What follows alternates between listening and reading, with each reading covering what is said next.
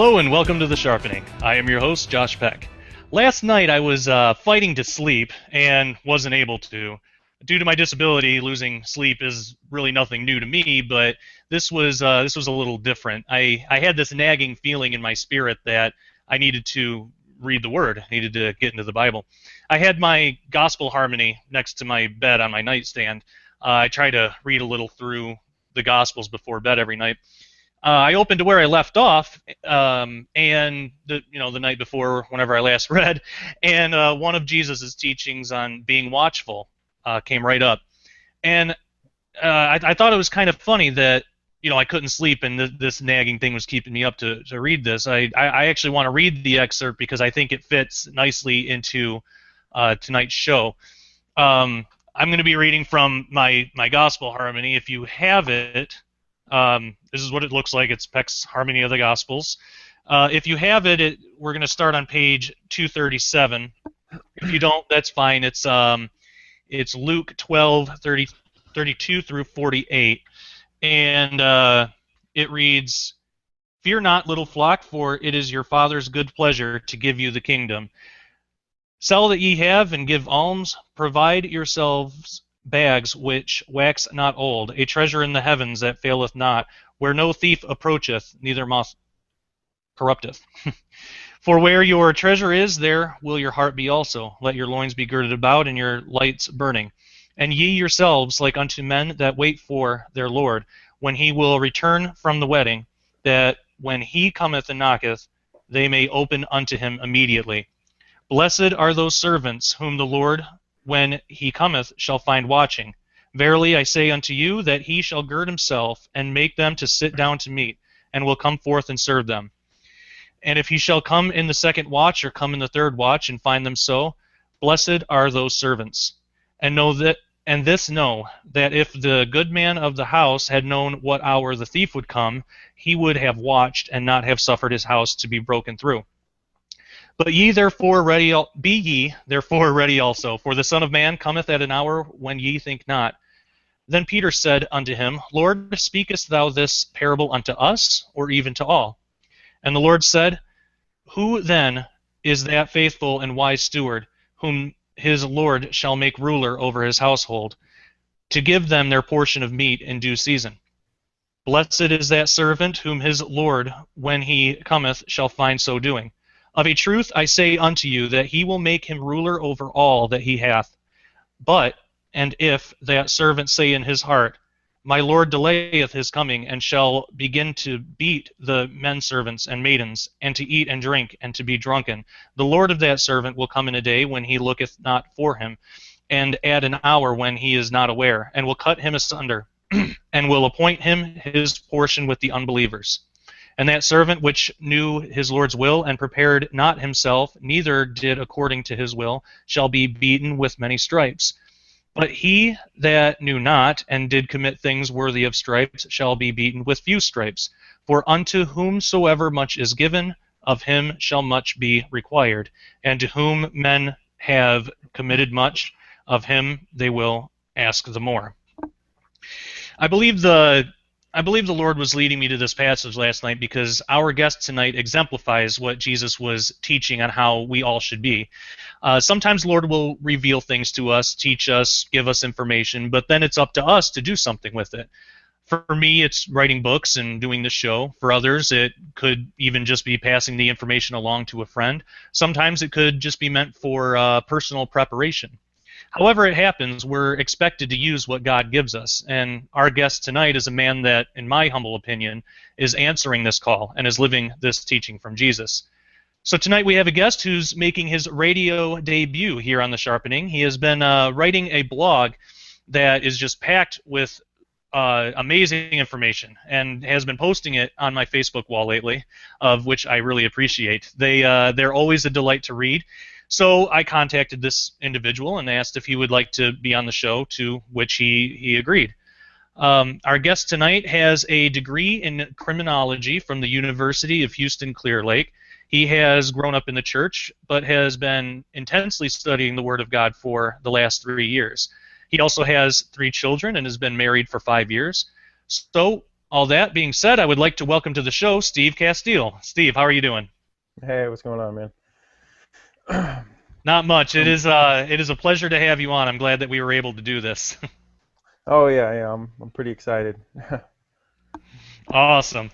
Good deal. So for those who may not know you or aren't familiar with you or what you do, could you give us a rundown of your testimony, how you came to know Jesus and how that led to what you do today?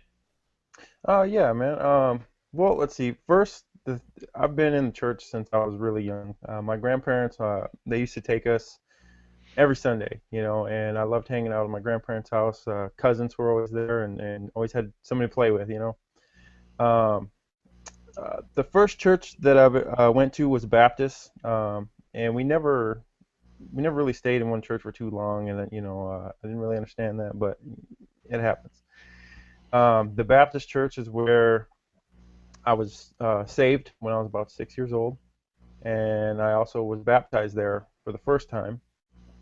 And after that, we went to Lutheran church, and I was saved and baptized there also. And I went there for a big portion of it, and then we stopped going there and started going to a Methodist church, and that's the one that I pretty much kept with. Different denominations, but the same ideas, all the way into adulthood. Now there are definitely big portions of my teen years that that I didn't go to church, or really didn't think much of any kind of religion. And I think that kind of goes for all of us, with certain parts of our lives, anyways. Um, and now, today, since we moved down here to Texas, everything is bigger. So I go to a non-denominational church here, a big mega church. Um, but as far as how I got into what we're doing today, or what I'm doing today, um, a few years ago, I decided that I was going to really take the time and read the Bible. Really get into it. I just felt like the right time to do. The end of 2011, beginning of 2012, and so I started reading Genesis. I told myself I'm going to read from beginning to end. Well, 6 chapters in, you run into Genesis 6 chapter 4, or Genesis chapter 6 verse 4, and I see sons of God, and I'm like, what is that? And immediately after that, giants. It's like, what? Nephilim. Sorry, I was like, what is that? So, I did what everybody does when they come to something that they don't know. Google it, and Google. Found a few videos from YouTube and started watching them, and um, there's some pretty good stuff. I'm like, wow, okay, so Nephilims are giants. That's kind of weird. Never heard of that from the Bible. But I go with it. Because when you read giants, like, oh, Goliath, but he's only one, right? But come to find out, he's not, right? So I'm clicking around on Google, and I see this YouTube video called Return of the Archons, and I'm, what is that? So I click on it. Sure enough, it's just Rob Skiba, and I gotta say, first 5 to 6 minutes of listening to this guy, I thought he was nuts. He's out of his mind. He was saying some stuff that that I, I I just kept telling myself, okay, I got to find something else, and I'm looking on the right hand side for different videos. But while I'm looking, I'm finding things like, ooh, I'm gonna listen to that, but I can't seem to click it. I just can't click off of what this guy's saying, but he's crazy. So I didn't understand what was going on. But now today I really think that that was God telling me, you need to listen to this guy. He's got some pretty good stuff. And so I did. I listened to all of it, and by the time he was done with that, the first Archon invasion video, I had to have more. So I ended up listening to all of his YouTube videos, and then I went and found his blog, the Babylon Rising blog, and I read all those, read all that stuff. So from there, I really started to get into it, and so I really started researching it myself, and from just listening to what he does and what some of the other researchers do, I started doing the same thing myself, and that's when we're talking just a couple months after really getting into it. That's when things started to get kind of weird for me, and from probably around February of 2012 is when I started doing the, watching the videos and all that. And sometime beginning of March, probably of 2012, for about 3 to 4 weeks, I started waking up every single night between the time 2:43 and 3:22 in the morning, and I mean every night. And it wasn't just waking up that was a problem. Is when I woke, I would be filled with fear, like the worst fear of my life, and I didn't understand what was going on. And I mean, we're talking, something that's unlike anything. I was scared to death, scared for my safety. And I'm not a small guy. I'm 6'3", 220 pounds. I get startled. Everybody does, and if somebody jumps out, it scares you. But I've never really felt so scared to where uh, I felt like I was in danger, or even life-threatening. So I really didn't really didn't know what to do. I just kind of dealt with it for a while. I was still a new Christian, and kind of freaking me out. Um, well, when we get closer to the end, the end of the 3 to 4 weeks, I had the last 2 nights of this was probably the scariest 2 nights of my life. And the night before the final time, I woke up, but it was different than before because, I couldn't open my eyes, I couldn't move, and I'm pretty sure I couldn't hear. And the reason I say that is I sleep with a fan every night, and I couldn't hear the fan. When I woke up immediately, originally I felt like, uh, dang, the power went out, because I couldn't open my eyes, but, it's kind of, I just woke up and realized I couldn't open my eyes, and so I couldn't see my clock, I couldn't hear my fan, and so I was kind of freaking out. But after a few minutes, I realized I couldn't move, and I couldn't open my eyes, and my fan was off. It was just, it wasn't going, and I, didn't know what to do. So um, the only thing I could think of was, something's wrong, I need to pray. And it seems like as soon as I started praying, my first words were, Dear Jesus. And as soon as I said that, my eyes popped open, and immediately my fan was on. And I looked at the clock, and it was 3:13. So I was like, wow, that was weird. That was different, and I didn't really understand what was going on. But that was it. I just rolled over and went back to sleep.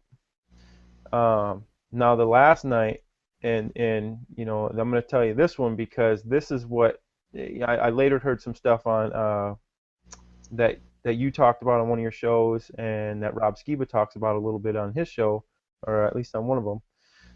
The final night, the last time this stuff ever happened was,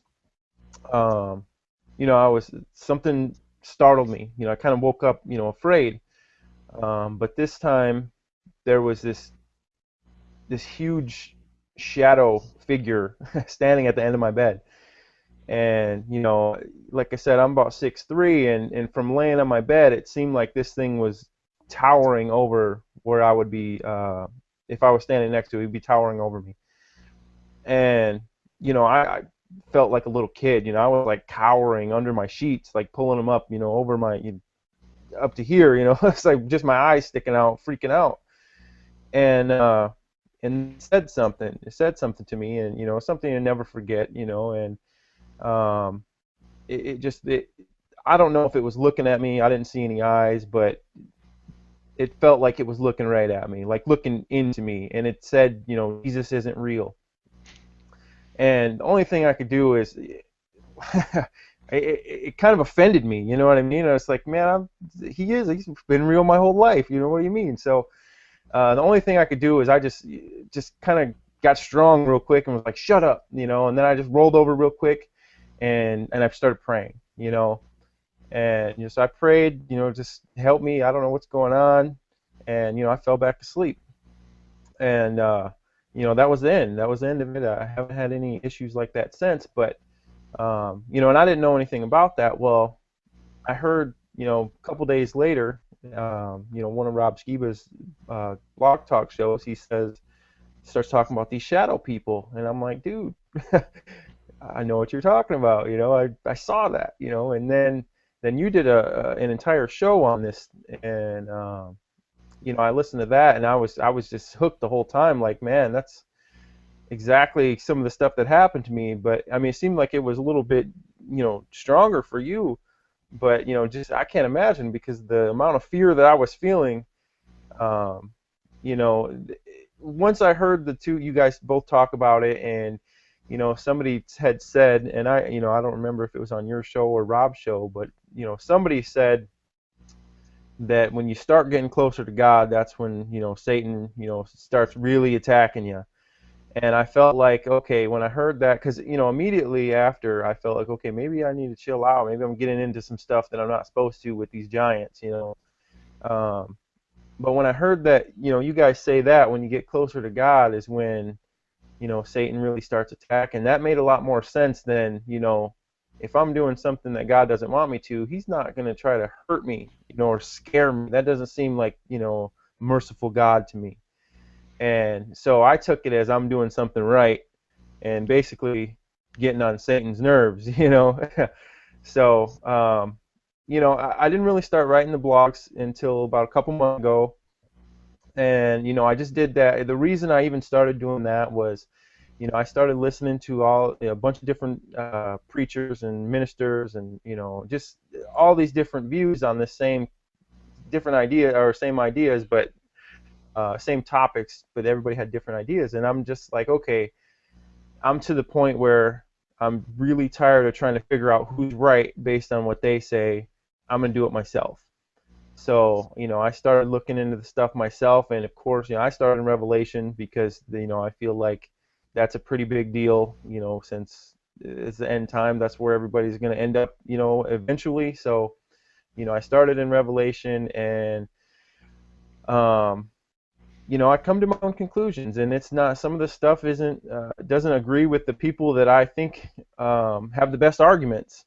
But when I read it myself and kind of compare who they're talking to or what they're talking about, it doesn't really line up with what some of these other people are saying, And that's basically how I got to where I'm at now, And so after I did some of the Revelation stuff, I said, I want to go back to the beginning. And Jesus says, to know the end, you have to start from the beginning. So I figured, hey, I'm going to go ahead and start from the beginning, and the best place to start is Genesis chapter 6, because that's the most interesting thing that, I've come across so far.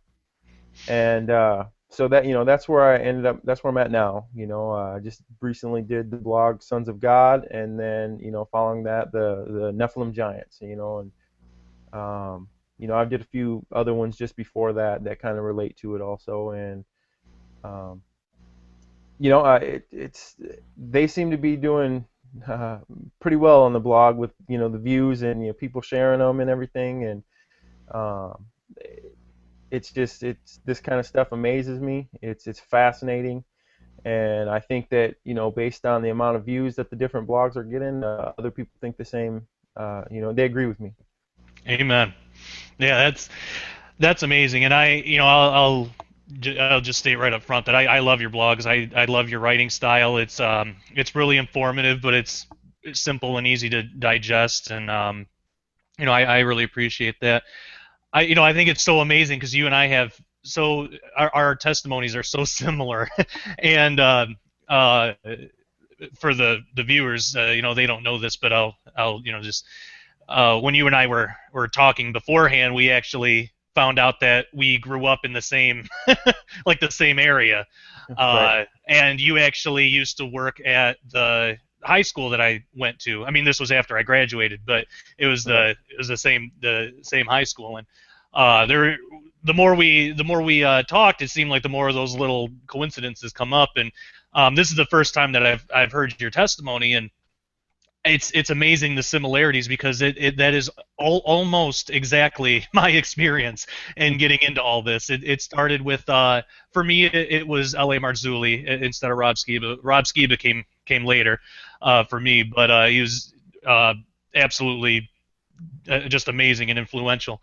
And but yeah, it started off. I saw L.A. Marzulli on, I think it's Supernatural, and he was talking about Genesis 6 and the alien deception and all that stuff, and it was stuff I had never heard before. And at this time, I wasn't doing anything for God, or I was actually into New Age stuff. I was still, I still believed in Jesus and everything. I still recognized Jesus as my savior. I just wasn't doing anything for him. But after hearing L.A. Marzulli and all this really new, exciting stuff in the Bible that I had no idea was even in there, I had to look at it for myself. So. I did, and I got really excited about it. And my wife and I started doing Bible studies together, which we had never done before that. Um, and it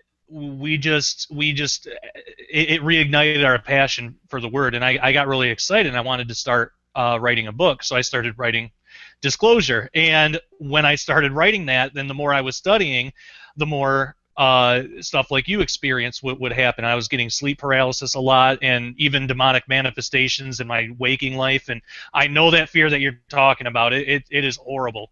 And yeah, you do feel like a little kid. It's not fun. I wouldn't wish that on anybody, but I know exactly what you're talking about. And so it got so bad, I didn't know what to do, and just on a whim, I decided to try to email L.A. Marzulli and ask him, because I knew that he started in New Age stuff too, and he came out of it. So so he had me call him, and I talked to him on the phone. He gave me a lot of good advice, and that's basically where I learned that when you get closer to God like that and wanna start following him, and especially if you're getting into stuff that's exposing the enemy. The enemy doesn't like that, so they'll do stuff to try to get you to stop. And I had that same thought. I wondered if this was something I wasn't supposed to be getting into because all the bad stuff that was coming out of it. But you're exactly right. God's not gonna try to hurt you or scare you like that out of it. And so LA kind of helped me realize that. And then shortly after that, I discovered Rob Skiba and got to know some of his material, and really I like a lot of it, and I don't agree with all of it, but I love Rob. He's a great guy, and actually our differences he and I talk about, and it's never an argument or an issue. I actually love talking to him about things that we disagree on, because it's kind of enlightening for both of us. But and yeah, that show that you were talking about, it was on his show, and actually if people wanna listen to that, I have it on my website, ministudyministry.com, and then just go to radio/television appearances, and then I think I was on his show twice, so I think it was the first time I was, so it's one of those. But if people want to listen to that show that we talked about, the shadow people, it's on there. But yeah, that's what inspired that. So but yeah, it's just amazing how stuff like that works out, that you and I have such similar testimonies and experiences in getting into this stuff and similar interests, and it's just such a pleasure to have you on the show. And so I'm really glad that I met you, and that that we're doing this. But so that's I've shared my testimony a lot of times on this show, but I'm not sure if you kind of heard it, so I figured I'd just run through it. But but yeah, it's amazing how God works and how He brings people together like-minded like that. Oh yeah, definitely. But yeah, so I love your blogs. I love the information you put out, and I want to jump right into it. There's a biblical pre-flood account of something that in English it's translated as giants, but we would probably recognize it as Nephilim from the Hebrew. So what is the origin of the Nephilim? All right, man. Well, I would say based on everything that I've read and understand, I would say the first generation Nephilim came from the sons of God, and The sons of God, in my opinion, were a group of angels that were supposed to be here to watch over mankind and help them out along the way. Unfortunately, we had a group of about 200 of them decided to, quote unquote, fall and or sin. Is how Enoch describes it. The book of Enoch is they decided to do a great sin and leave their place in heaven. And we can see that in the book of Jude, chapter 1, verse 6. Uh, and I remind you of the angels who did not stay within the limits of the authority God gave them, but they left the place where they belonged. And now God has kept them securely chained in a prison of darkness, waiting for the final day of judgment. I like to use the New Living Translation as much as I can because it's the easiest to understand. It's easiest for other people to understand. But I know a lot of times it's not translated quite the same. Um, Yeah, I like the NLT too. I really like it a lot. It's a lot easier for me to read and yeah. understand. I usually quote the King James just because that's what most people are used to. But yeah, I when I do my own, if I'm just doing my own general reading or just trying to get the main idea, New Living Translation is the way to go. And I usually recommend that to people who are just starting out too. Also, the ESV is good, but yeah, I don't mean to cut you off, but yeah, I Oh like that. yeah. I like that. I like that too. Well, I mean, I try to use the New Living as much as I can in my blog because it is easier to understand and it seems like it's modern language. And I a lot of times refer to King James, but I compare NIV, NLT, King James, New King James. They're all different, but as long as what they're saying, you know, is what I'm trying to get across, and it's what the Hebrew says. Uh, I like to use the New Living. Um, Absolutely. the angels, basically, what Genesis tells us is that the angels saw that the daughters of men were beautiful, and they wanted to.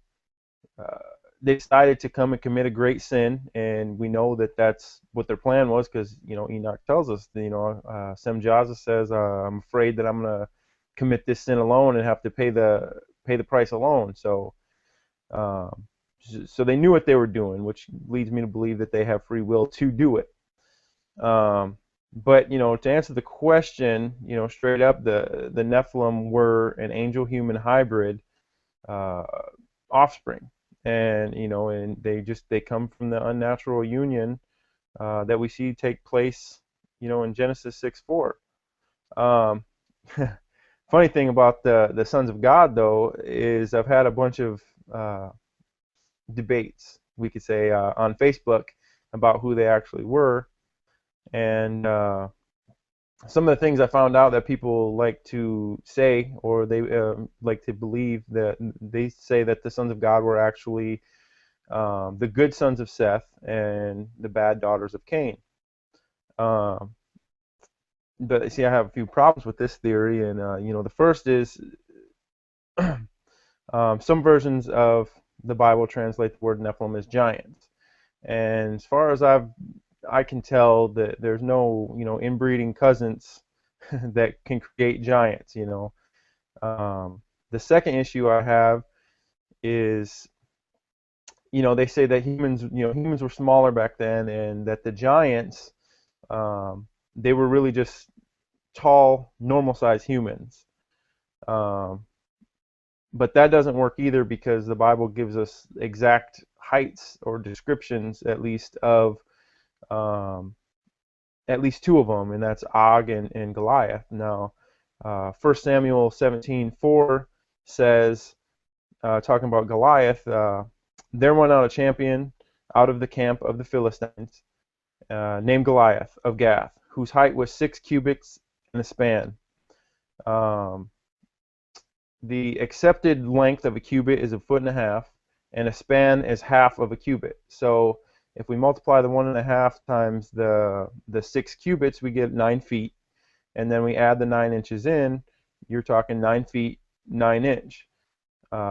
Human. And if that's the case, honestly, I don't really see any 10-footers walking around today. So there's got to be something there, you know. It can't. It's not just from cousins. And then also, as far as King Og,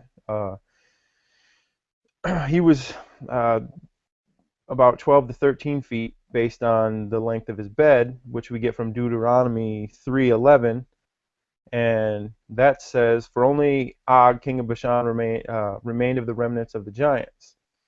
Behold, his bedstead was a bedstead of iron."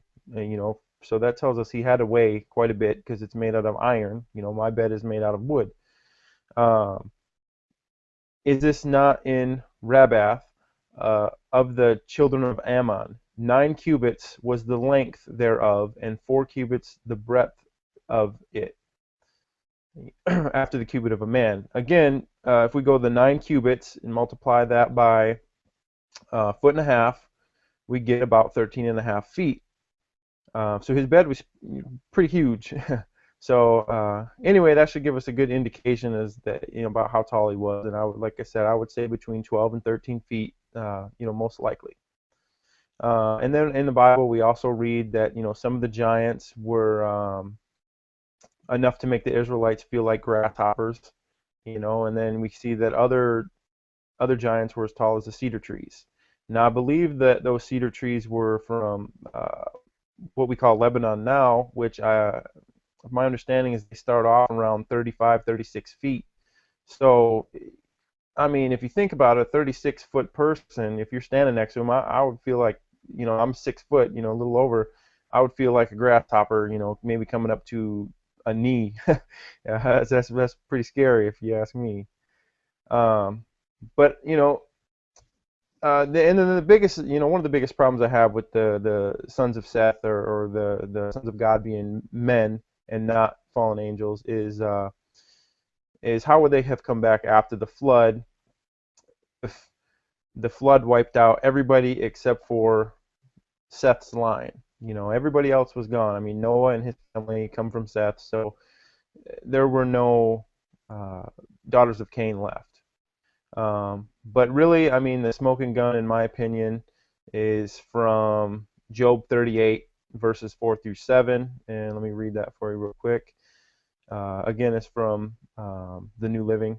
This is God, Yahweh speaking. And he says, "Where were you when I laid the foundations of the earth? Tell me if you know so much. Who determined its dimensions and stretched out the surveying line? What supports its foundations? And who laid its cornerstone? As the morning stars sang together, and all the sons of God shouted for joy." In my opinion, verse 7 is clearly stating that the sons of God were here before the foundations of the earth. So if that's the case, how can the fallen angels, or I mean, how can the sons of God be anything but the fallen angels? If that's throughout, I mean, all through Job, when we read it, we're talking about angels. We see that the sons of God stand in front of, at the throne of Yahweh, and Satan accompanies them. So, in my opinion, I really don't see how it could be anything but angels. Yeah, I absolutely agree. And when I first started studying this too, I tried to look at it objectively, and I tried to see where those who subscribe to the Sethite theory are coming from. I couldn't get there. Usually if there's a belief that's different than mine, if it has some kind of biblical basis, I can usually at least see where they're coming from. But that one, I can't. There is no biblical basis for it. It's just not Seth's line. It's angels. I think Yeah. a lot too. What people get hung up on is in our culture, we kind of think of angels as like these wisps or just apparitions. We don't really think of them as like solid body things, but the Bible actually describes them like that. So, Yeah, I yeah, agree. it's definitely interesting. I- Something I've always kind of been curious about, and this was a question I had real early on, is the Bible talks about Nephilim, but it also talks about it gives there's other names like the Rephaim. Is there a difference between the Nephilim and the Rephaim? Where do those two terms come from? well, I don't really think there's a difference between them. I actually am reading a book by Minister Dante Fortson, and at first I thought maybe it was just maybe another name for the Nephilim or a different type of Nephilim. But when he's got a little segment in there in his book, The Days of Noah, or As the Days of Noah Were, and he kind of just comes out and says that it's not a different name for Nephilim, and it's not anything special, but they're just a like a tribe, I guess, a specific tribe of the Nephilim. And if we go to Genesis 14:5, we can see here. Let me just read it. And in the 14th year came Sheradolimer. That's the best I can do there. And the kings that were with him, and smote the Rephaims in Ashtaroth, Karnaim, and the Zuzims in Ham, and the Emims in Shaveh Krithium. And then in 2 Samuel 5:18, we see that the Philistines also came and spread themselves in the valley of the Rephaim. So it seems to me like the Rephaim were actually just a group of these giants, and a specific tribe, rather than a completely different race or type. Yeah, that makes a lot of sense, and that's kind of how I've always understood it as well. Um, so I'm I'm so glad we're doing a show like this because I've touched on the Nephilim and giants and everything like that here and there throughout the show, but I've never done a full show on it, and so I'm so glad that we're doing this and getting into all these things because it is just fascinating. So Genesis states that the Nephilim became mighty men which were of old, men of renown. And I know there's a few different interpretations of that, and I really like how you explain it in your blog. What's your interpretation of that? Well, that was another one of the questions I had from Genesis 6:4 is what is renowned, and how does that relate to these giants? So again, I just Googled definition of renown. I mean, honestly, Google is one of my best friends. I mean, you can find pretty much anything. But the definition that pops up, immediately on Google for renowned is the condition of being known or talked about by many people. And then the second definition is fame. So, I like to think that a lot of the ancient mythology, there's got to be some kind of truth to it. I mean, if you think about it, all over the world, every ancient culture has some kind of a flood mythology. Every ancient culture, it seems like every ancient culture has some kind of mythology concerning giants. Even here in North America, which is I had no idea. I'm actually just starting to learn some of the stuff about the giants here, and the Serpent Mound, and I didn't even know that existed when I was 400 miles away or 4 hours away, and to find out Serpent Mound is, you can only see it from the sky, like really, but anyway, so I like to think that a lot of mythology has to have some kind of truth in it. A lot of it agrees with each other. So I started thinking, if mythology does have truth to it, and the Bible uses the word renowned, and renowned means famous and talked about by many people. Greek mythology has always been one of the most interesting things to me, especially in school. So I started thinking about, who are some of the Greek mythology, gods and demigods. They were pretty well known, and they're still being talked about today. So I think a lot of the ancient mythologies talk about exactly what the Bible's talking about. Only, they have more powers, or they're looked at as gods instead of fallen angels, or they're looked at as gods instead of giants or Nephilim. And I think Hercules is a great example of this. You know, if Hercules, the story that that has him with the 12 labors, has any kind of uh, truth to it, I mean, we're talking about we're still talking about him thousands of years later. So I mean, he's definitely being talked about. He's definitely famous, which fits what the Bible says in Genesis 6:4, men of renown. Um, he's he goes into a fit of rage, and he kills his wife and his children. That seems to fit all of the different explanations or descriptions of what the Nephilim do. They're evil, only evil continually, or they're very violent. Especially when you go into some of the outside books. They when the earth can't sustain them, they start killing and eating people. It's crazy. So they definitely have fits of violence, which seems to fit Hercules. Um, he attempts and completes the 12 labors, which any one would be too much for a mortal man to survive. And I think that goes in and shows that he's a man of great strength.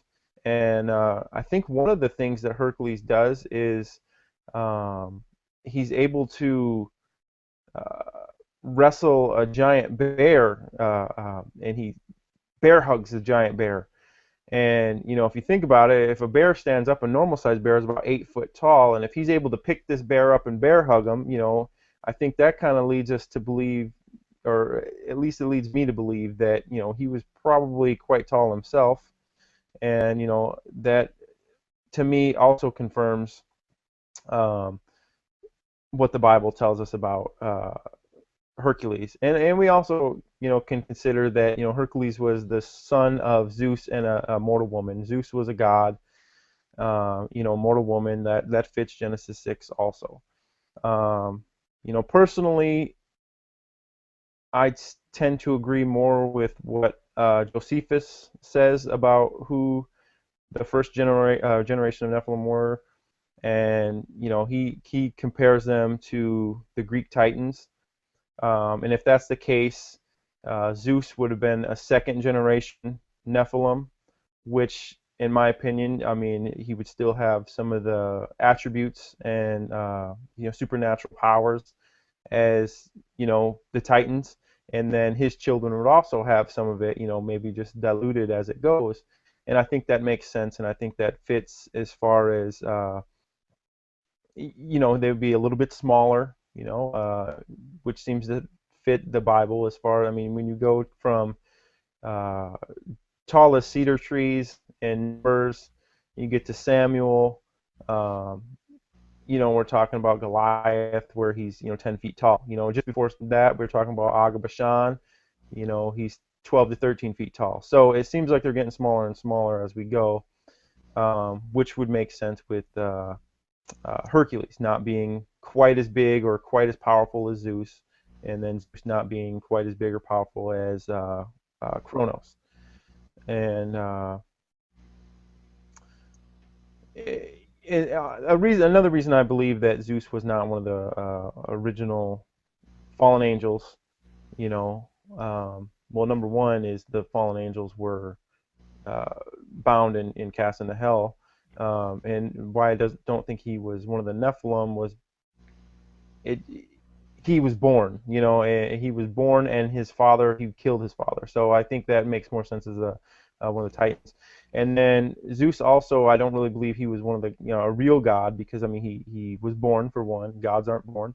And number two, he has a tomb, their grave that you can go visit, today. And I don't see how that works. I mean, I guess if you want to argue that Jesus was born, I get that, but in my opinion, Jesus is an extension of Yahweh, and he was born to save us.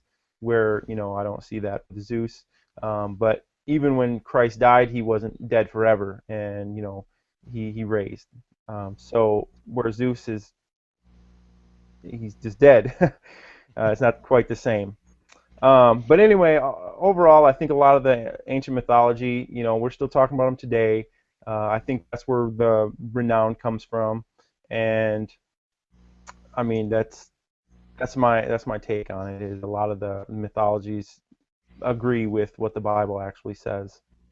Yeah, yeah, I tend to agree. That's been my interpretation of it too.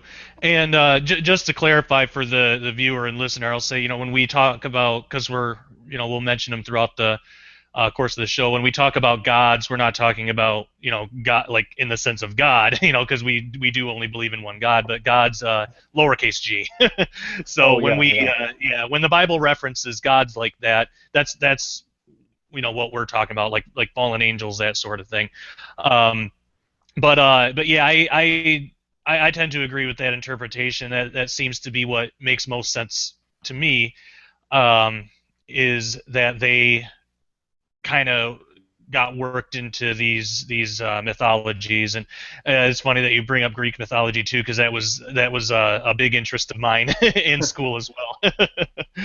um, so something that when I first started studying this, I remember I was still, because I was also brought up Baptist, like you were, and I was the Baptist church I was brought up in was like strict KJ, King James version only, and pretty much New Testament only.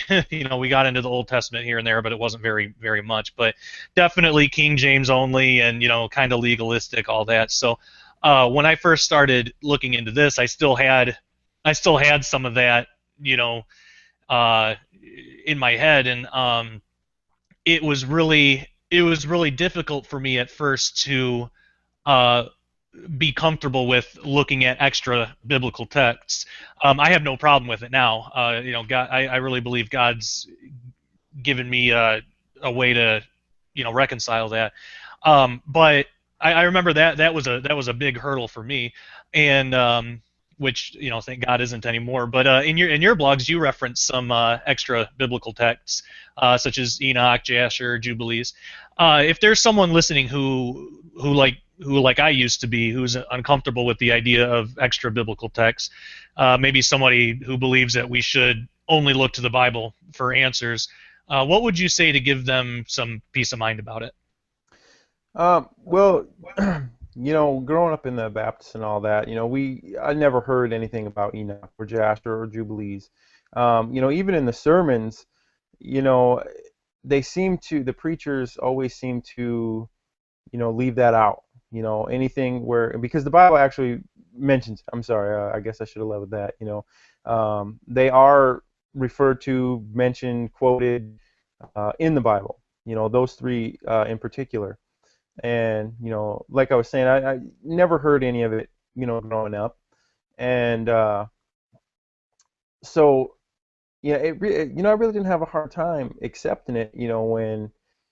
When I heard Rob Skiba talk about it, I was like, well, what is that? And actually for me, it just kind of clicked. Like, that's something I need to read. I've always been really interested in ancient history stuff. And it's kind of funny because my wife thinks I'm nuts sometimes because I watch Ancient Aliens and just documentaries on History Channel sometimes, and she's just like giving me the boring look. So. Uh, but when I heard about Enoch, because that was the first one I heard about, I was like, I got to have that book. I got to read it. I got to know how it relates to the Bible. How is this important? And then listening to Rob Skiba, he starts talking about Jasher and Jubilees, and I'm like, well, what are those? I gotta find out. So, you know, I have them all now, and I quote from all of them. Jubilees is the one I'm not all the way through that book yet, but um, I'm working on it, and I guess the best way to say it, and I'm gonna say I'm stealing this from Rob Skiba because the way he says it is it makes the most sense. If the Bible is in fact inspired by the Holy Spirit and written by man, and the Holy Spirit thought enough of it to go out of his way to have man quote it or reference it, then those books are good enough for me uh, to at least look into, at least read and see what they have to say. And in my opinion, I haven't found anything that contradicts what the Bible says um, in any of them. And again, I'm not all the way done with Jubilees, so I can't say 100% with that one. But the other researchers that I like to listen to, and they definitely use those same books, and they haven't said anything or mentioned anything either. So I figure by the time I'm done with Jubilees, and I'll have read all three of them and not come across anything that really contradicts anything in the Bible, but rather expands on what we already know, gives us a little bit more information, a little bit more detail that maybe wouldn't fit into the Bible, or uh, maybe just was thrown out because of the content. It could be a number of things. I do know that the Ethiopian Coptic Bible still does include the Book of Enoch, and so I mean I think that kind of says something, anyway, and then you always hear, I always hear the argument, if God wanted us to know, read the Book of Enoch, he would have preserved it, and my argument right back is he did. It was part of the Dead Sea Scrolls, and it popped out, right after the Roswell crash.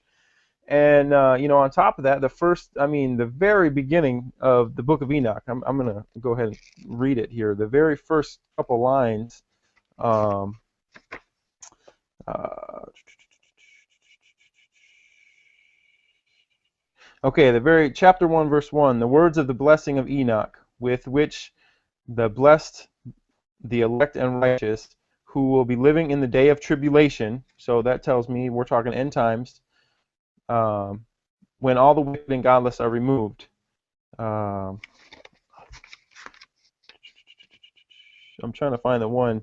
I guess I should have had this one set out, but it does say that this book is not for us today, but for a future generation.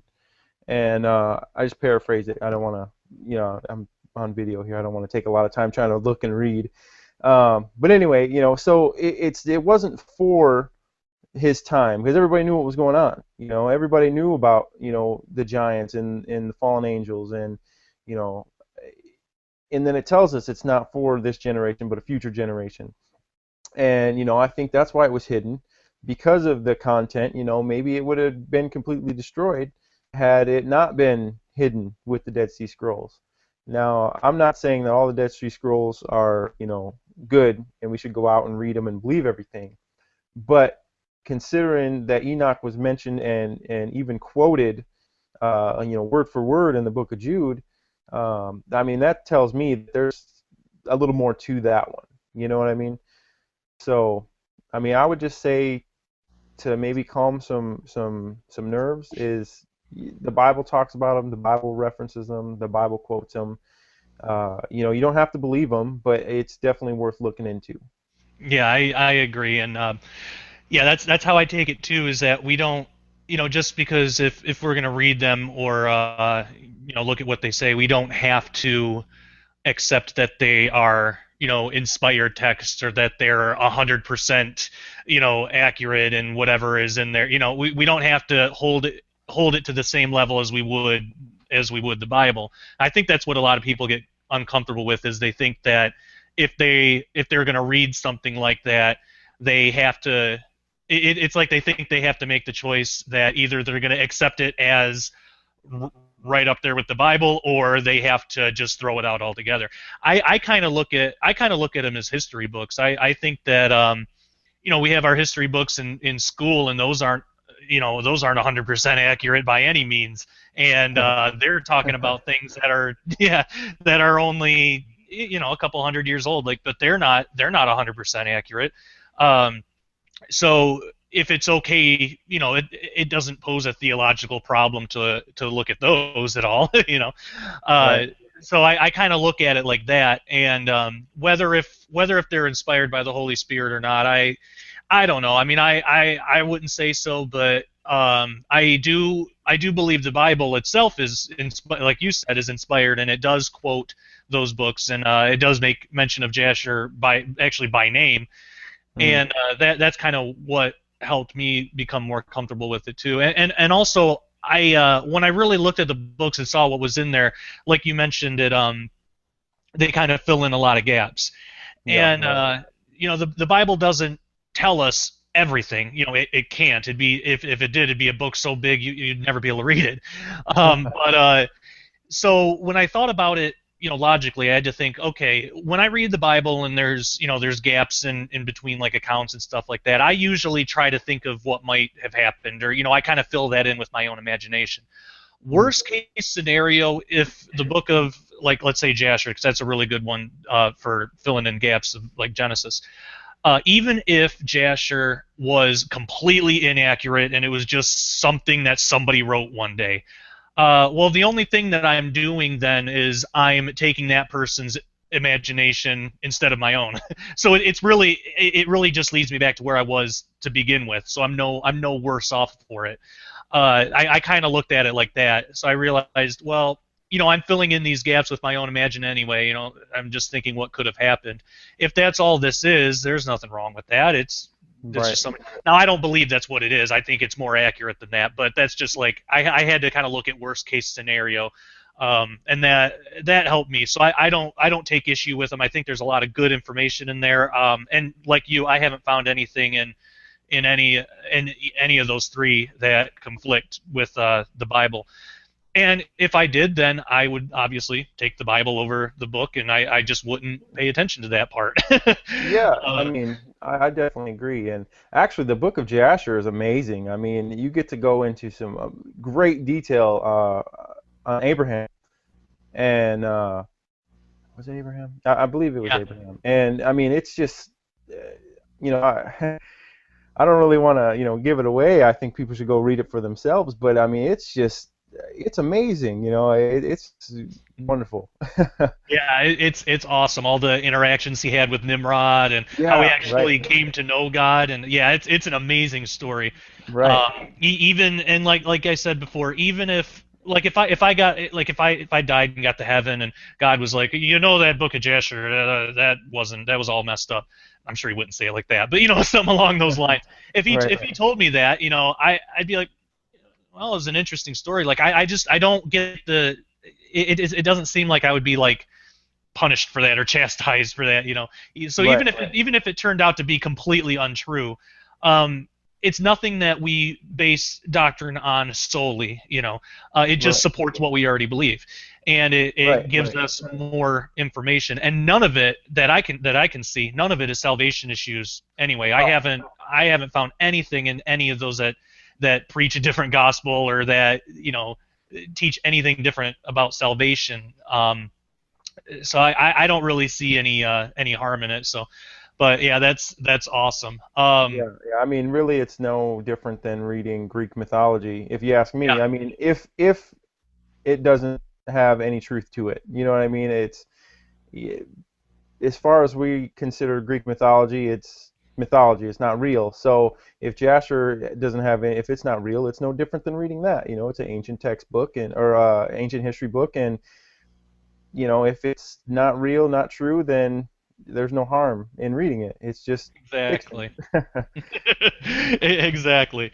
So yeah, that's awesome. Sounds like we share the same view there. And like I mentioned, that's just the worst case scenario because I do believe there's truth in there, and I it's I hold it to the same regards as like Josephus or like an ancient history books like that. Right, Um, right. yeah, maybe not inspired by the Holy Spirit, but that doesn't mean that there's not truth in there.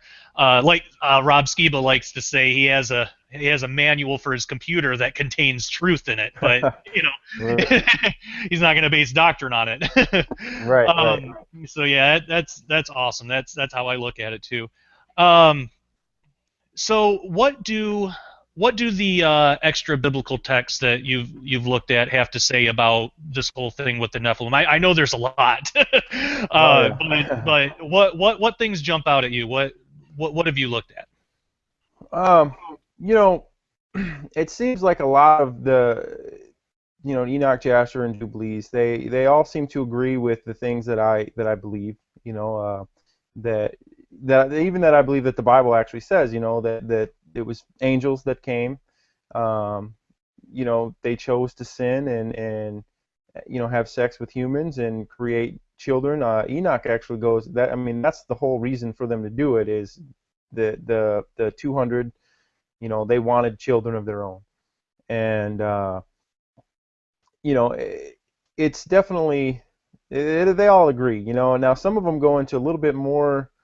Um, Especially Jasher. It talks a little bit more scientific, I guess, would be the best thing to say. And it says that the fallen angels taught man different things, and Enoch goes into that. But then it says later in Jasher that they began to mix species with one with another. Now, to me, I believe that if you mix species, and you could potentially end up with Greek mythology, creatures, monsters, Minotaur, Centaur, and satyrs, all those things. Now, um, I I think that makes sense, and I also think that agrees with at least Greek mythology. But if you go to the book of Isaiah, and I think it's chapter 38, it's talking about the end times, and it might be 36. I can't say for sure, but it's talking about the end times, and after Babylon is destroyed, it says in King James, just so we know it's King James, and that's the one that everybody fights for. It says that satyrs will dance there. Um, you know, we're the funny thing is, first of all, if we're talking about caveman, as like history and science says, when the Book of Joshua was written, how would they know how to mix species? That had to come from somewhere. Even the idea to do it seems fairly new to us today, within at least the last half century or so. So, first of all, how would they have been able to do that? Secondly, we see all this stuff in Greek mythology, and then third, we're doing this same kind of stuff today, and then we see in Isaiah it says the end times we will see satyrs. So I definitely think that gives Jasher a little bit more truth, to what was going on, and I think it agrees that these outside what does Siva call them? Extra biblically endorsed text. They definitely agree with the Bible. I mean, they tell us what's going on in a little bit more detail, and um, you know, I, I have a hard time finding a lot of fault with it, especially because some of the stuff that it says, like the mixing of species, we're doing that same stuff today, and it says. And then Isaiah says it's going to happen in the end times, and we just happen to be doing it today. I think when you put everything together, the Bible with the outside sources, you come up with an amazing story, and it all agrees, and it just, I mean, really, some of this stuff should really, kind of scare us into like, dude, we need to say something. These scientists are really doing this again, and it seems like it happened before. If we believe Jasher, if we believe Jasher, then it kind of helps us believe Greek mythology, at least some of it. And if that's the case, we've done it before, and we saw what happened with these creatures. And so, why do we have people like Nick Bostrom, the professor from Oxford, uh, Oxford University? Why is he making this his life's work to create these animal-human hybrids, and I actually saw a video where, I'm quoting him here, his plan is to create gods. We plan to create gods, To me, that's scary, I don't want to live in a world where we have these kind of things, but, I think it's going to happen. Whether I'm still alive here or not, I'm not trying to set any dates. I know a lot of people do that. I've heard 2017, 2020, 2033, 2045. it doesn't matter when it happens. I'm not here to do that. That's not my job. But if I am here, I'm scared already for that particular uh, portion of it. Um, but when it comes down to it, I would just I don't plan to take any kind of mark. Just kill me instead. Yeah. I'll be first in line. Go ahead. So. Uh, but overall, I mean, I think they agree. I think they're worth looking into. And I don't think there's really any problem with doing so. Yeah, same here. The thing that you brought up about mixing animals and stuff like that is I've always found that really interesting because it might point to ancient technologies and things like that, Mhm. and I've always been interested in that.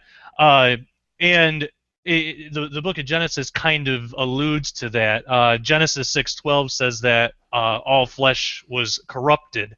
Um, and that's something else that you've talked about in your blog. What is your interpretation of that?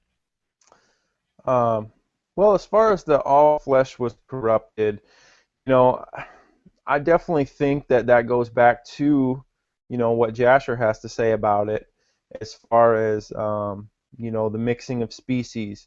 Um, 1 Corinthians 15:39 tells us that all flesh is not the same flesh, but there is one kind of flesh for men, another flesh for beasts, another for fish, and another for birds. Now, it's funny that it mentions those specific things because, and I have the Jasher thing here. It is Jasher 4:18. I'm going to go ahead and read it. Those, remember, we had men, beasts, fish, and birds. Joshua 4:18 says, "And their judges and rulers," which I believe was either the angels themselves or they taught the men, humans, not the Nephilim, but I could be wrong. And their judges and rulers went into the daughters of men and took wives for all the force, took wives from them for their husbands according to their sons, uh, according to their choice, and their sons of men took from the cattle of the earth, so the beasts of the field, the fowls of the air, and taught the mixture of animals with one species with another, in order therewith to provoke the Lord.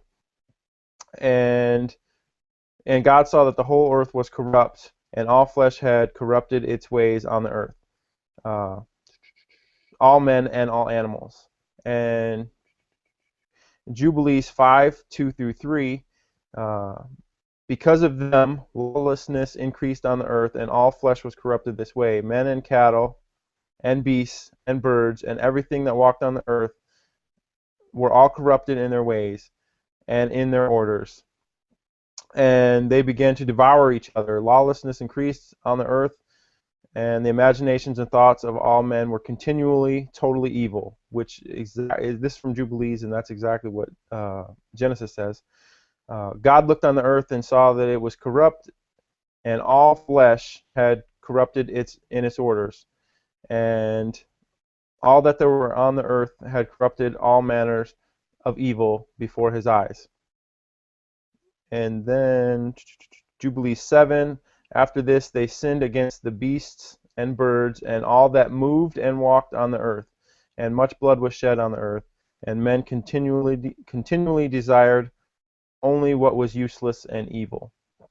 Now, the only way, I mean, like I said, 1 Corinthians, it says that all flesh is different. So one of the arguments I heard was that it was just men was being evil. But that doesn't work, because it says even animals and birds and, everything that's living, fish, everything was corrupt. Everything has its own flesh. Now, fish weren't mentioned in the fish were mentioned in Corinthians, but they weren't mentioned as being corrupt, which would also make sense if you're talking about a flood, because the fish, I mean, they could live in water, so they weren't necessarily wiped out. But Oh well, everything else, I never thought about that before. That's awesome. yeah, everything else seems to have been wiped out. All the animals, all the humans, everything that moved was wiped out. The only thing that's not mentioned, like I said, was the fish. So it couldn't possibly be just that men were being evil as far as the all flesh was corrupt. So it has to be more, deeper than that. And, from what I can see from these other texts, it comes from the mixing of species, and again, we go back to the Greek mythology. I think Greek mythology, there's a little bit more truth to it than a lot of people want to believe, and I mean, because if you really think about it, Greek mythology can get pretty scary, you talking about demigods and gods and all, creatures, like scary creatures, what is it, the Minotaur in the Labyrinth that eats people, I mean, that's pretty scary. If you do something wrong, the king throws you in there, um, but overall, I think that's where it came from. And we can see that the judges and rulers kind of taught the men, or the either the angels, which I definitely think it was the angels. I think that before that they were punished, they were like, okay, well, guess what? We're going to teach men all kinds of stuff that you don't want them to know, just to make them mad, because it says, in order to provoke the Lord, they taught mixing of species. So, I guess maybe that was their last ditch effort to kind of make their punishment worthwhile. I don't really know what the reason was, but I definitely think it was the mixing of species, animals, humans, and people were trying to, make themselves gods. And it's sad because it seems like we're doing the same thing today, and I think that's a big part of what the mark of the beast is gonna, come with, is some kind of creating gods, making ourselves uh, immortal, live for however many years or whatever, and as far as we know, there could have been, because of the intermixing humans and angels and the Nephilim with humans, sorry, there could have been that could have produced some kind of diseases, and you could have had these, ancient scientists, oh, we're going to do this to, cure these diseases. And, that could have been the same thing, same reason that we agree to this stuff today is to, cure cancer, cure AIDS, cure all kinds of diseases. I haven't read anything that says that's why they did it, or that's how they got people to approve of them doing it. But I think you can get away with a lot of evil by disguising it as good. And, I think that's probably what happened back then, just like, just similar to what's going on today, is they're doing things that God does not want, but they're calling it good, and they're selling it to mankind as good. And I think that's going to lead way to open the door for the mark of the beast in the end times. Yeah, I agree. It's the same idea, just different packaging. As Ecclesiastes says, it's there's nothing new under the sun, and the thing that have been is the thing that will be. So I would definitely agree with you there. Mm-hmm.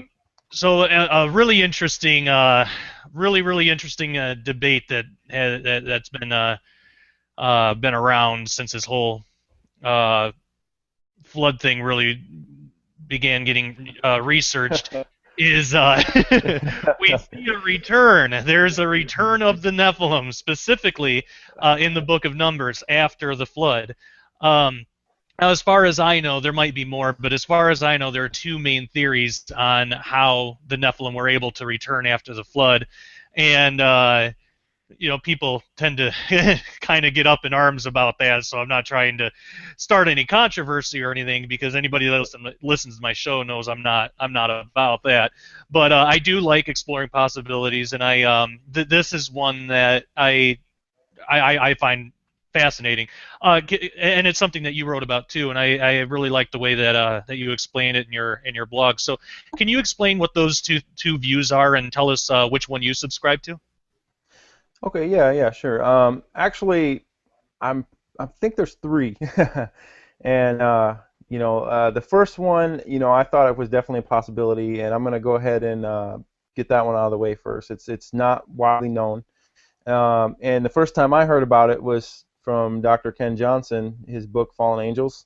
It's a really great book, and what he says is the character.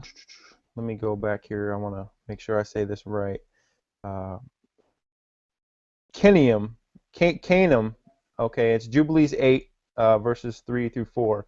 But just before this, Jubilees 8, it says his father taught him how to read and write and everything. So, and we're talking about Canaan, and it says he found writing which former generations had carved on a rock, and he read what was on it, and he transcribed it and sinned because of it, for it contained the teachings of the watchers, which they had used to observe the omens of the sun and moon and stars in all the signs of heaven. He wrote it down and said nothing of it, for he was afraid to speak to Noah about it, or he would be angry with him because of it. Okay, so this theory that Ken Johnson says, well, he believes that Canaan was actually Canaan, but the lineage just doesn't match up, so it's not possible. Canaan from Jubilees was a grandson, I think grandson of Shem. Now we know that Shem is the line that Christ comes through, so there was no Nephilim. There's no Nephilim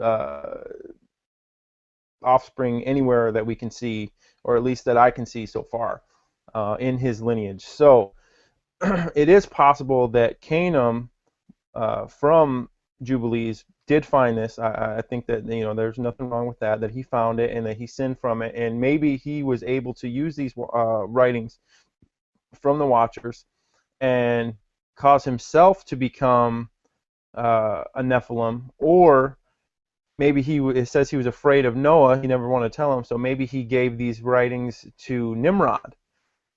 Because as far as I can see from Genesis, Nimrod wasn't a Nephilim, and he wasn't a giant until sometime later. And then it says he began to become a giant. So, I don't really understand how that could happen unless he did something to himself.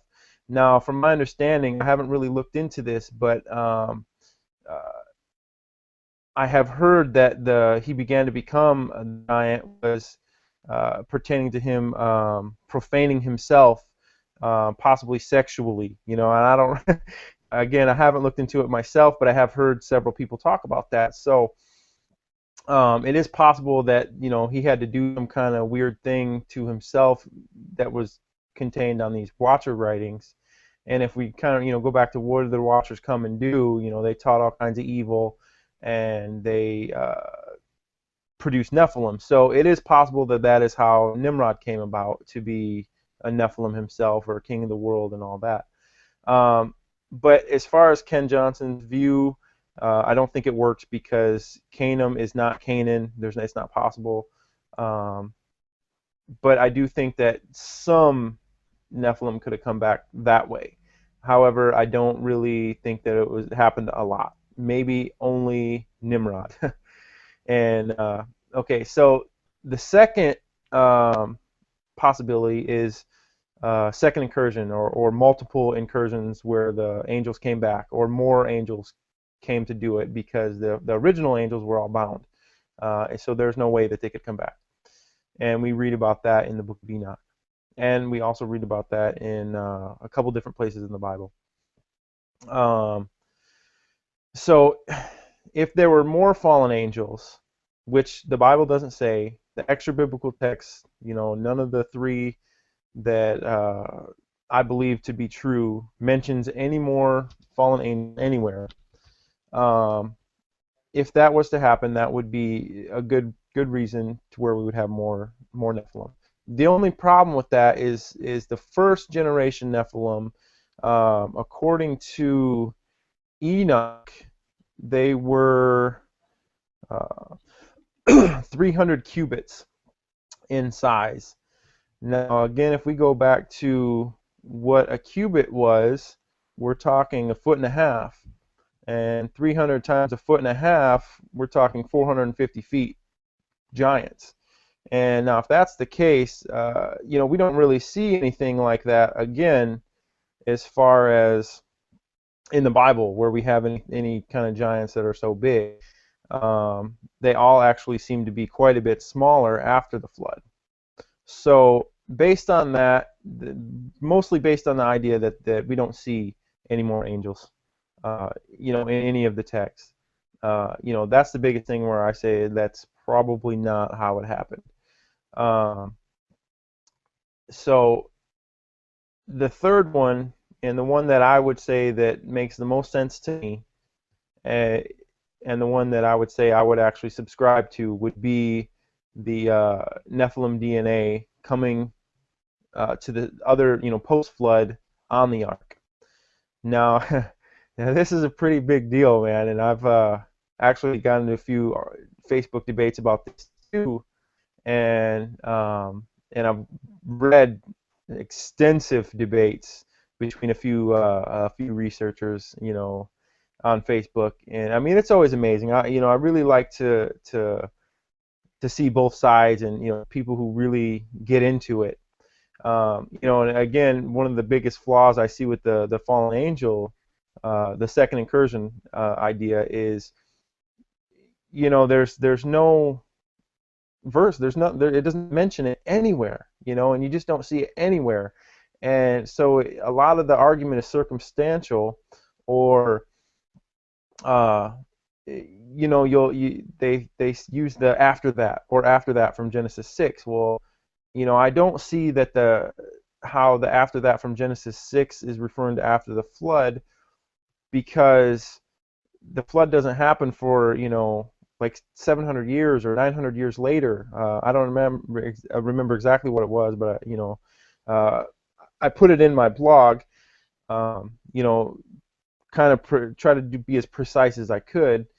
But there's just too much time for the after that to mean after the flood. So I would definitely go with the DNA thing, and coming over on the ark through the three wives of the sons. And I say that because we read in Genesis that all flesh was corrupt, and that is I believe Genesis 12, 6:12, and it's not until 6:18 that we read that Noah goes and gets the daughters. I'm sorry, the wives. And if that's the case, then they would already have to have been corrupt, because it says all flesh was corrupt. Now, maybe they didn't look like Nephilim, or maybe they just had great grandpa Nephilim Bob. I don't really know, but somehow I think they had some kind of DNA in them, and maybe not Shem's wife. Maybe she was completely okay. Maybe she was the one out of the three that that wasn't. Now I haven't really looked too deep into Japheth's, but I have heard that his offspring were Gog and Magog, and they were giants. Now I don't really know about that. I don't really want to say that I believe that, because I don't know. But Ham's lineage definitely is just full of giants, and we can we can follow the trail all the way back to Ham, all the way back to the ark. So if that's the case, then it seems to me that makes the most sense. Now I'm going to look for a couple of the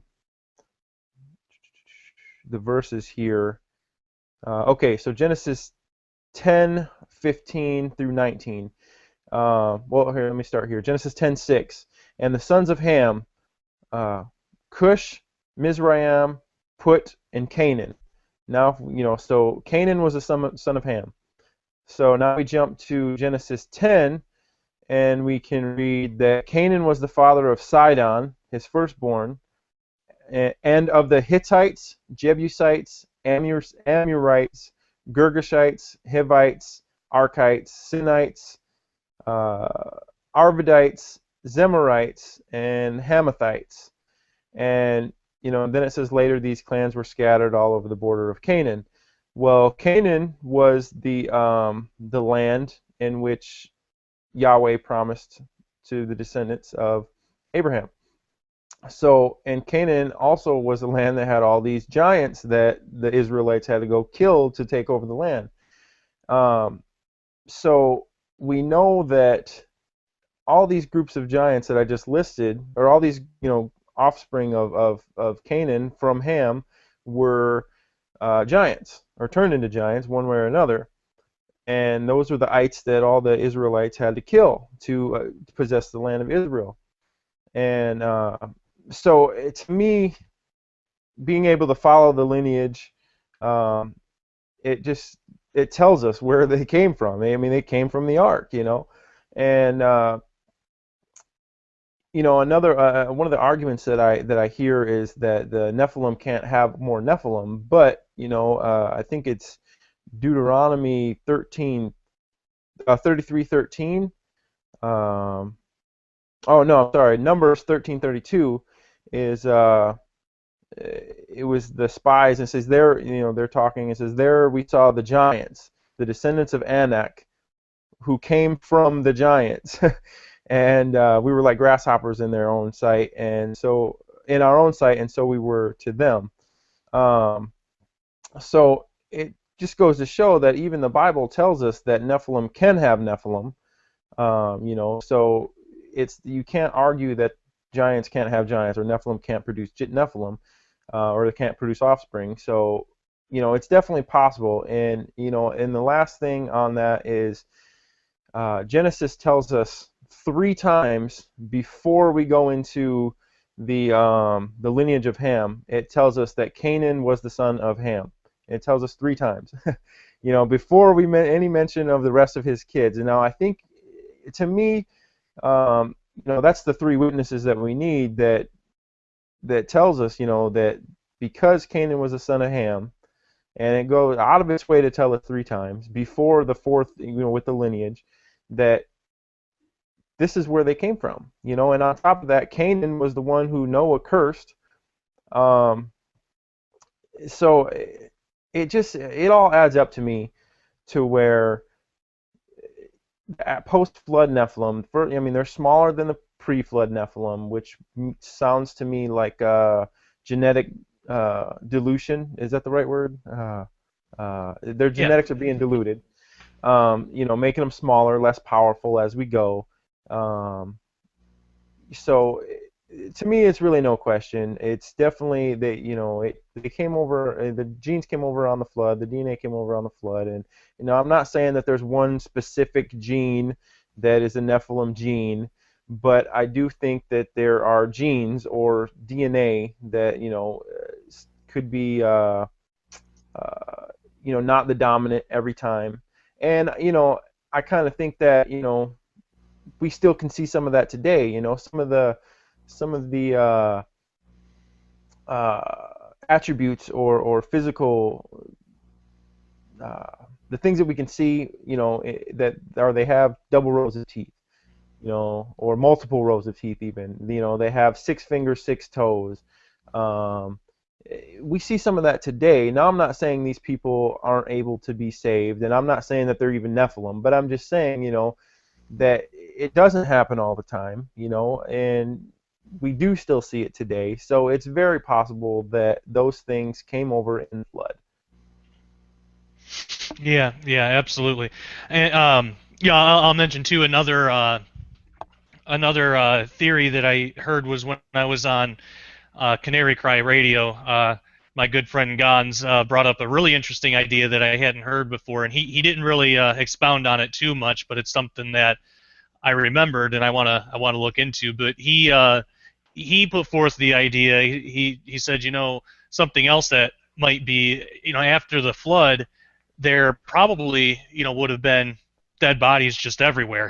There would have been a smorgasbord of Nephilim DNA to be able to mess with, and that they wouldn't have to be alive to have access to that, and that there might be something there. That's really about all he said on it. But I thought that was interesting too, because that's something I never heard of. Yeah. But yeah, if it's between multiple incursions or the gene arc thing, I really looked into that when I was writing Disclosure, because I started off believing multiple incursions just because that's what I heard, so that's what I believed in.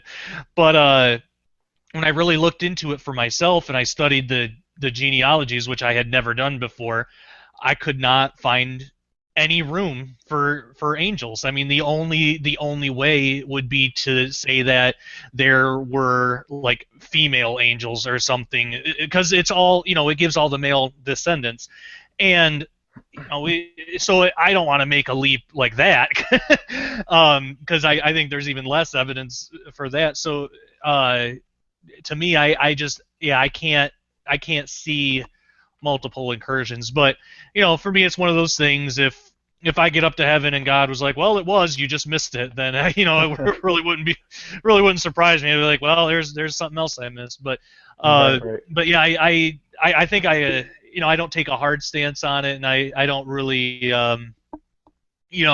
I kind of I enjoy the discussion and reading the debates and things, but I don't really take like a hard stance on it myself. But if I were to choose one or one over the other, I would have to say that I think that the Nephilim gene arc thing has more supportive evidence in scripture than anything else. So you kind of touched on this, but do you believe that the Nephilim have survived to our time, and if so, what do you believe they're doing, and where are they? I really haven't given this a whole lot of thought. I would say, probably. You know what I mean? Like I was saying earlier, um, we do have uh, legends, even somewhat recently, of Native American Indians talking about giants being here with them. Or just before that with their ancestors. So, and then we also read that some of the tribes weren't completely destroyed by Joshua and Caleb. I believe that's who it was. Um, and the funny thing is, I heard that that's one of the areas that they didn't completely wipe them all out was what we call the Gaza Strip today. And from my understanding, it's pretty messed up over there right now. But no, I guess my take on that would be there probably are some Nephilim DNA floating around in some people, and you know, I don't think that it would be enough based on the way just with interbreeding with humans as much as as goes on. I don't think that it's going to be enough to corrupt them, and where God no longer would say, okay, I can't save you because you have too much Nephilim DNA in you. But also at the same time, there are people, and there are pretty crazy people out there that don't seem to even have a conscience. And they're not giants, or they're not as far as I know, they don't have 6 fingers or 6 toes or double rows of teeth or anything like that. But there are people that they have no remorse for anything, and any kind of trouble, harm, even killing people, there's just means absolutely nothing to them. And I think it's possible that people like that could be carriers of that, that Nephilim DNA. Now, again, I haven't really put a lot of thought into it, but I mean, that seems to make a little bit of sense to me when I do think about it. I just, with me, I feel bad a lot of times for just certain things that I think. You know what I mean? It's just like I might think something or even say it and just blurt something out, and like later I'm like, dude, that was kind of mean. Like, why did that even pop in my head? And this person didn't even get hurt. And I feel remorseful for what I did. So if you take that into consideration with some of these other people who can hurt little kids, and not think twice about it, I definitely think that could be an explanation to why those people are like they are.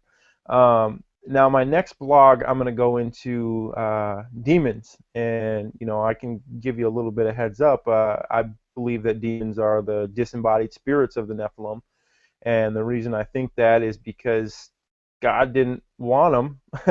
He didn't make them. He didn't say that it was okay, but they're here now. So because He didn't want them, they can't go to heaven. And Enoch goes into a little bit of it, and yeah, you guys will get the chance to read that, when I get into that a little bit more. But it is also possible that these same people with no conscience could be possessed by some of these demons, and I do realize that. And so, if that's the case, maybe there aren't any Nephilim here today, and it's just the demons running around, messing with people. Yeah, absolutely. Something else I'll bring up too, because I get asked this a lot. Some people, because I always say on the show, if you ever have any questions, or you can get a hold of me through email or on Facebook, and I'm always willing to talk and answer questions to the best of my ability. And something that I get asked quite a bit is if how we're supposed to know if the Nephilim did survive into our modern day. How are we supposed to act if we believe that we're encountering one, or if we suspect that someone we know is of that, or that can't be saved, or something like that? And what I point back to is when Jesus gave the Great Commission. He said to basically give the good news to every creature. He doesn't say man, or every human, or every man or woman, or anything. He uses the word creature, and that's one of those things that I must have read that 100 times, and I never really thought much about it. I was just kind of glossed over it. But just one of those times it jumped out, and it's like, oh, I wonder why he said creature. And then I started thinking of this whole Nephilim thing, and I think what Jesus might have been subtly hinting at is it's not for us to judge. If we happen to know, I mean, I've never encountered anybody that I even thought for a second would be, but there are people out there that believe they have, and that could be. But if so, we just have to keep in mind what Jesus said about the Great Commission, and that we give the good news to every creature. So even if it was a full-blown Nephilim, and we still let God decide if they're redeemable or not. We still we still give them the good news. We still preach the gospel, whether we believe if they're a Nephilim or whatever, and let God sort it out. Something that I like to. There's the whole saying, I kill them all and let God sort them out. And I think Jesus was kind of saying, evangelize them all and let God sort it out. So I kind of think that's how we're supposed to handle it if we suspect that someone we know might be, and for me, obviously I'd say it's nothing that we really need to obsess over or even really think about, because whether Nephilim or not, if somebody isn't a good person or isn't good for you, then you don't need them in your life anyway. So there's just really for me, I don't really see any benefit in trying to speculate on people that we know, or people we encounter, if they're Nephilim or not, because there's really no way to know anyway. And even if they are, we're still supposed to try to evangelize just like we would anybody else. So I wanted to interject that in there. But I would agree with your idea there. And there's also the whole idea of the alien deception, which unfortunately we don't have time to get into, but it's something that something I've talked about on the show, and there's that whole aspect of it too, which is really interesting. I'm really excited for your new blog, because that's something I believe in too. I believe demons and fallen angels are different. I believe that demons are the disembodied spirits of the Nephilim. And interestingly enough, if there's anybody listening or watching this that is uncomfortable with things like the Book of Enoch, and they still have this question if fallen angels and demons are different, you can actually show that they are different just from the Bible. And I did a presentation a while ago. I believe it's still up on YouTube. It's called Day of the Nephilim, Mm. where I showed I didn't even I just showed just from the Bible that they actually, in my opinion, are different. Again, that's not something that I get too hung up on it, because I have friends that believe they're the same, and other colleagues and stuff, and it's nothing that ever is an issue. But it's definitely interesting. So I'm really excited for your blog. If people want to know more about you and your work, where can they go?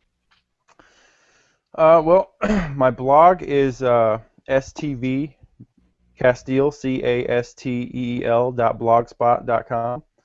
Now I don't have any books or anything to send anybody to Amazon. Not yet. Maybe in a couple years or so, once I feel comfortable with what I have.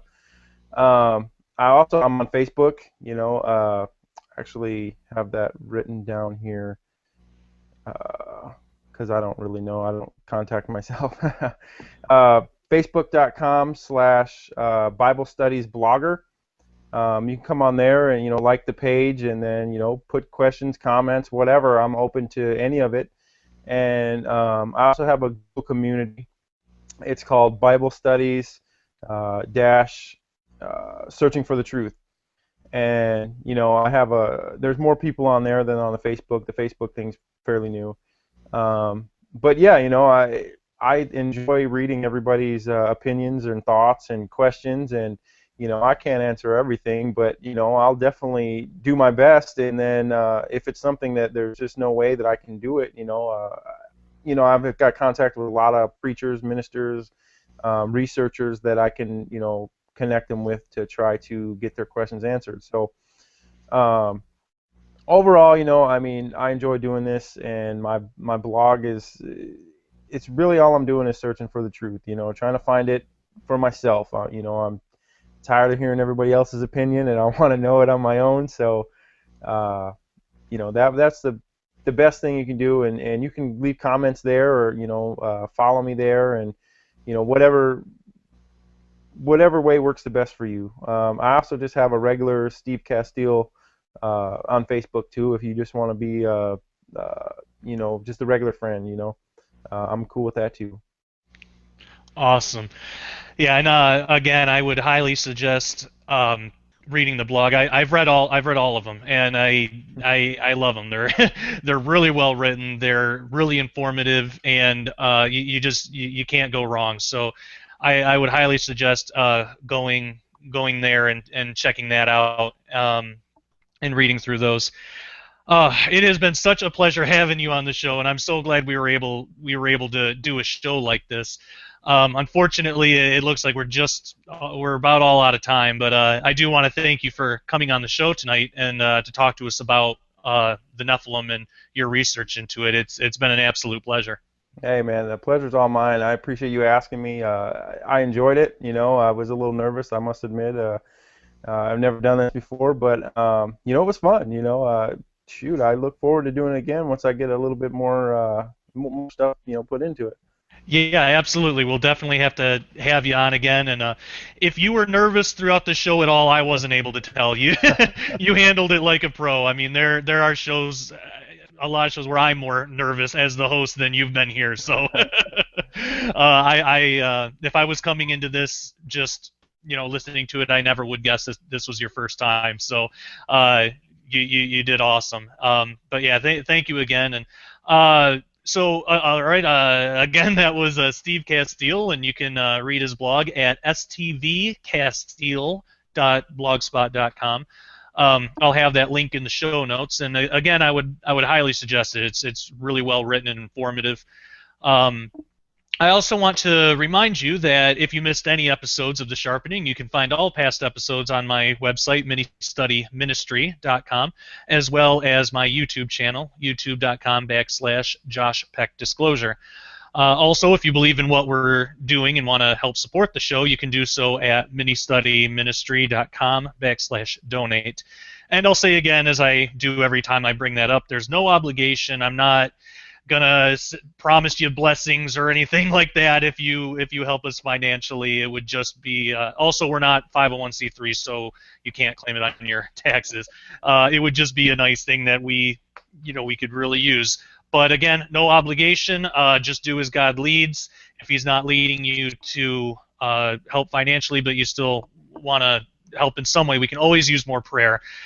So we really appreciate that as well. And a big thank you goes out to everybody who has been praying for us, especially through this time with the surgery coming up and everything going on. My wife and I extend our deepest gratitude to everybody that's been praying for us and helping us out and giving us words of encouragement. So thank you very much. So I want to thank you all for listening and watching. And as always, take care and God bless.